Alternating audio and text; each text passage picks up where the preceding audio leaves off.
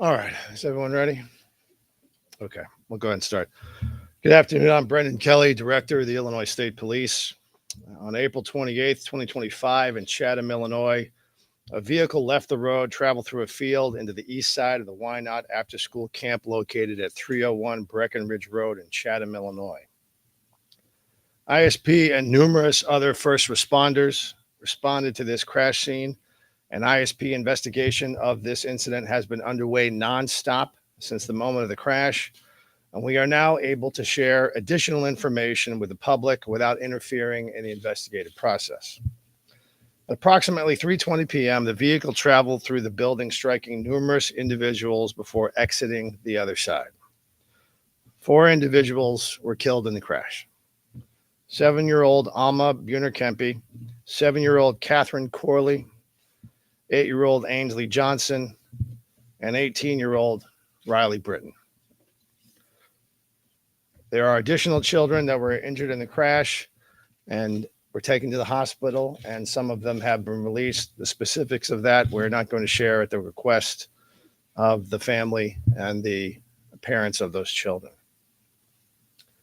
The driver and sole occupant of the vehicle, 44-year-old female Marianne Akers of Chatham, that information has previously been provided to the public, was transported to an area hospital for evaluation where she provided blood and urine samples and was released.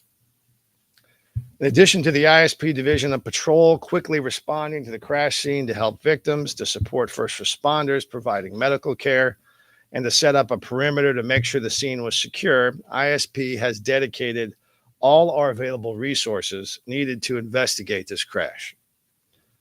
ISP Crime Scene Services and Traffic Crash Reconstruction officers have been collecting evidence, reconstructing the crash scene using photography, drone video, diagramming, and analyzing information obtained from the vehicle's computer.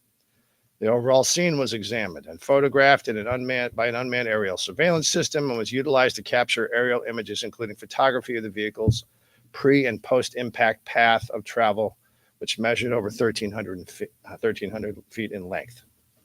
An event data recorder was obtained and data collected from the operating systems of the vehicle prior to the crash, and that data will, of course, be analyzed and compared to the physical evidence located at the scene. This is standard professional investigation of this type of incident by the Illinois State Police.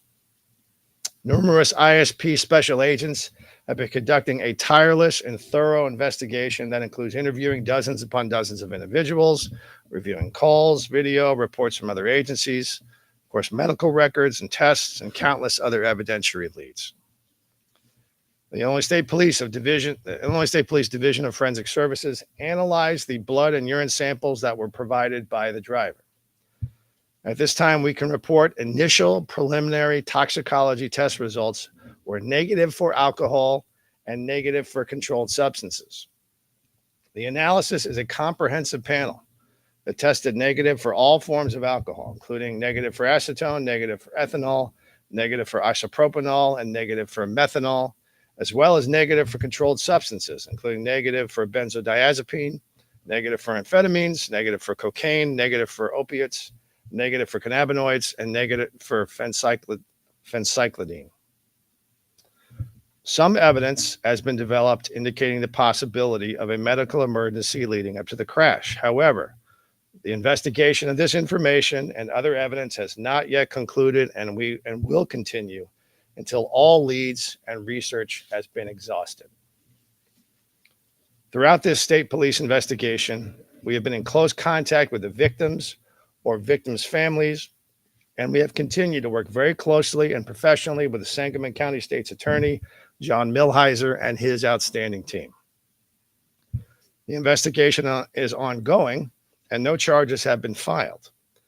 The entirety of our investigation, all evidence, and all ascertainable facts will be submitted to that office for review at the conclusion of our investigation for a determination of what charges, if any, are appropriate under the law. As always, ISP is not alone when confronting these challenges. ISP responded, of course, but with Chatham, Springfield, Pawnee, Sherman, Auburn, Rochester, and Springfield Park District Police Departments, Chatham and Springfield Fire Departments, the Sangamon County Sheriff's Office, Sangamon County Coroner, American Medics First Ambulance Services, Arch Air and Saints Flight, the Red Cross, and other first responders. And I want to thank each and every one of them, many of whom are standing here with us here today.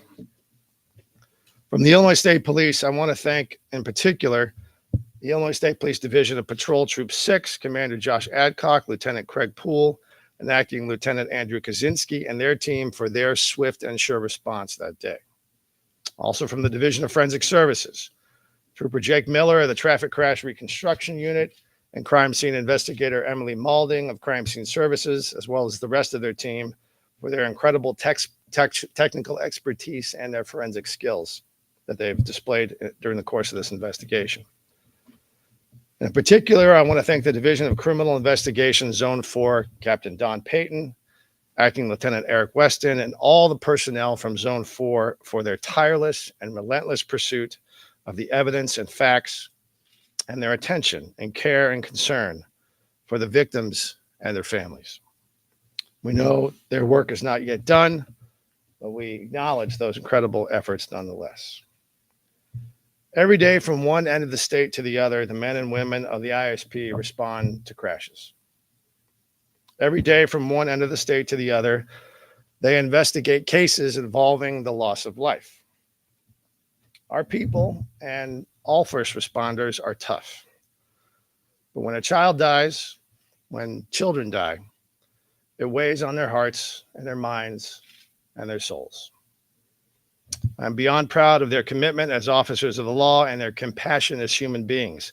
They have maintained their focus with crystal clarity, but have also found a way to display empathy and sensitivity for those impacted by this horrific incident, and also take care of each other along the way. We offer our sincere and heartfelt condolences to the family, friends, and Chatham community during this difficult time. And now please join me for a brief moment of silence on behalf of the victims and survivors and those who have been lost and those who love them.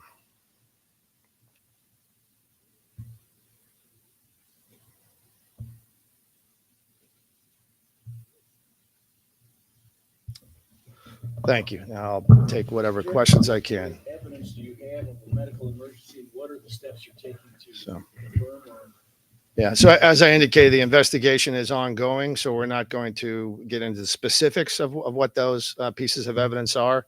To do so, I think, would interfere in that process. We also want to make sure that we're following whatever leads we get objectively and not necessarily reaching any conclusions, because ultimately it is the state's attorney's office that will have to take whatever those facts are and apply them to the law. So we're able to share what we can to make sure the community has some awareness and we provide a level of transparency, but we also have to make sure we're balancing that with the needs of the investigation. Yes, sir.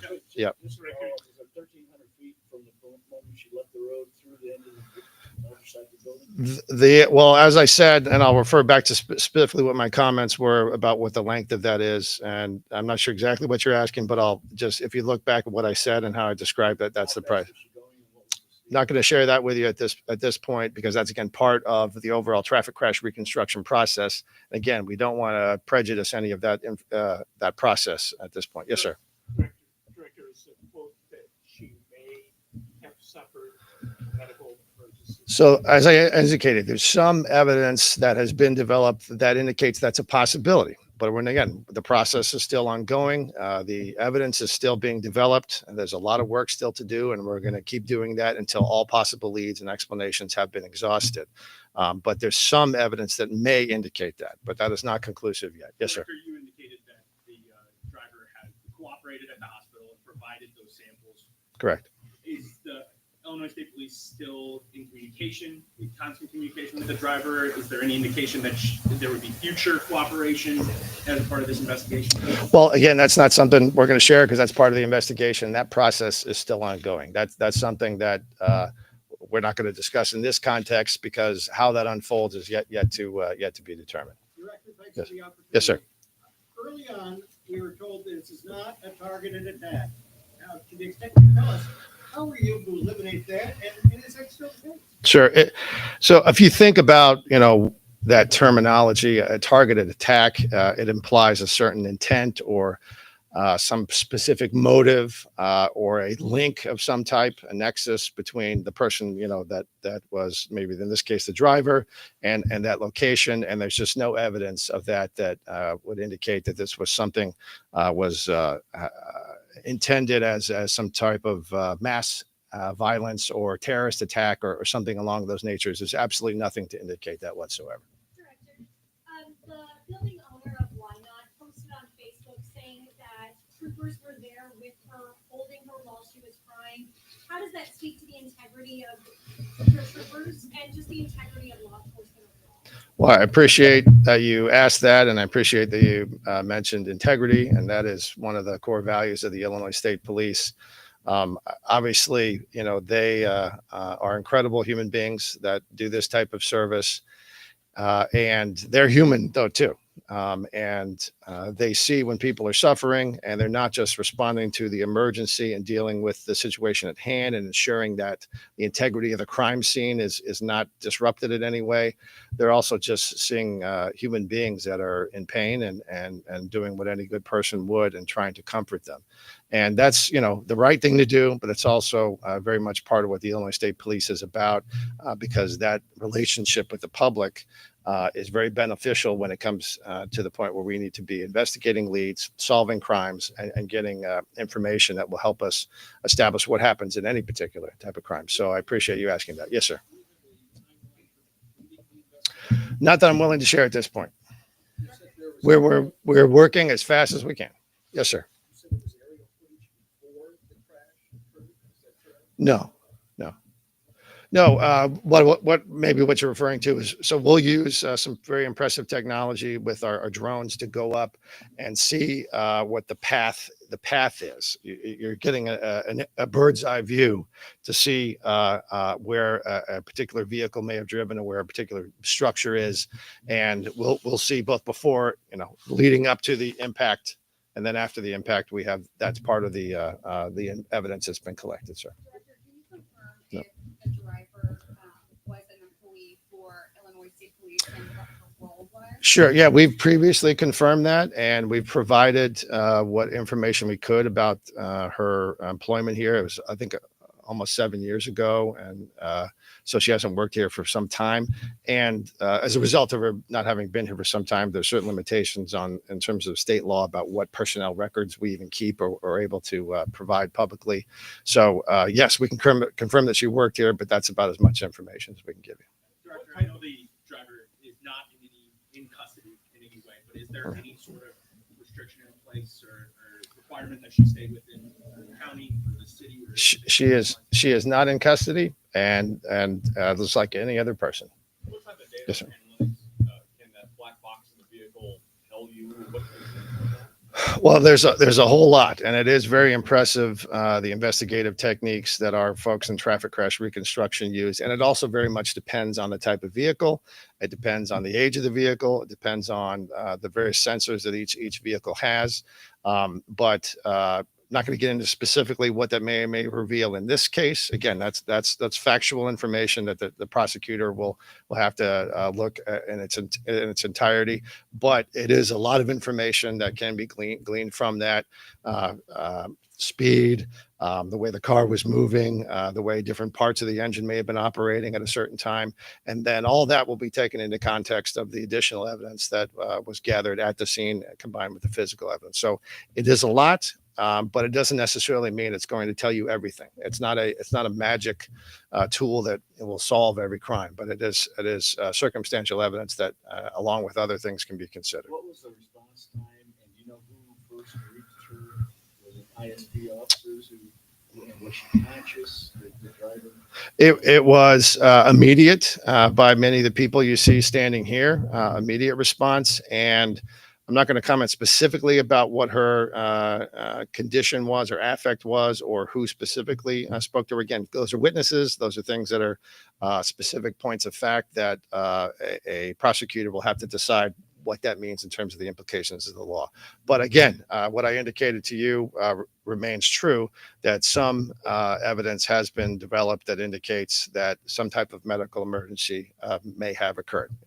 But that's not the end of the discussion. Dozens upon dozens. There were a lot of people in the area, perhaps more people could have been injured. Well, obviously, this was, goes without saying, this was more than one person being injured is a terrible thing. And there were a lot of people there, and there's a tremendous loss of life. I don't know how to define a lot, but it was, a congregation of people that were there as part of this daycare. And so it's just horrible. I don't know how else to describe it. Yes, sir. Director, to follow up on that, do you know approximately how many people were? Off the top of my head, I don't, but we can get that information for you, give you a sense of how many people may have been there. Yes. Can you explain why her name was released, given the sensitive nature of what happened and the Yeah. possibility of, retaliation against her? Sure. So that name was already out there in open sources. So confirming it was not providing any information other than what was already had been made available.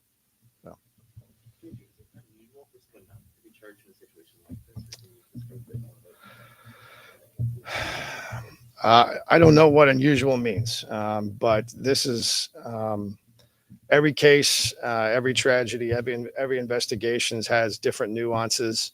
But what's important about what the Illinois State Police do is that we follow the facts no matter where they take us. Do not reach any conclusion before we've done a proper investigation. There's obviously high emotion in something like this. And we have people that are impacted by this. We're part of this community, but the Illinois State Police, our view and what integrity is to relentlessly pursue those facts no matter where they take us. So that's the way we're handling this case, as we do all cases, and what those conclusions are is yet to be determined. Yes, sir. The picture that circulated in the aftermath of the crash that showed the back of a woman in handcuffs. Can you confirm if that was real or if that I can't because I haven't seen the picture. Okay. Yeah. Anything else? You mentioned just, how difficult it was for the responding officers, just how it weighs on their hearts, their minds, and their souls. Is there going to be, any other support for those responding officers? Obviously, that was a very traumatic thing to respond to. Absolutely. And thank you for asking that, Megan. As a matter of course, and as a matter of the way we do things, we do critical incident debriefings, particularly for an event like this. As I said, we're concerned about the people that have been impacted, victims, their families, survivors, witnesses, preserving the evidence. But even as tough as our people are, they are impacted by what they're seeing in a tragedy like this. And so what makes them strong is this. That's the strongest tool that they have. It's not their badge. It's not their gun. It's not the other tools that they have. Their most important tool is this. And so we want to make sure that is taken care of and maintained. And these guys do a great job of lifting each other up and getting themselves through these difficult things. But we have systems in place, we have services in place, and we have a pretty deliberate process to make sure that we're debriefing and people are looking after each other. We can always do better. Undoubtedly, we can always do better. But one way you can help us to do better is to, if you see a police officer, thank them just for the stuff that they have to do every day, because it's not every day they're dealing with things like this that are so clearly and specifically an awful circumstance, but it's little things that they deal with on a daily basis that can also add up in terms of that stress. So, all right. Thank you all very much. Thank you.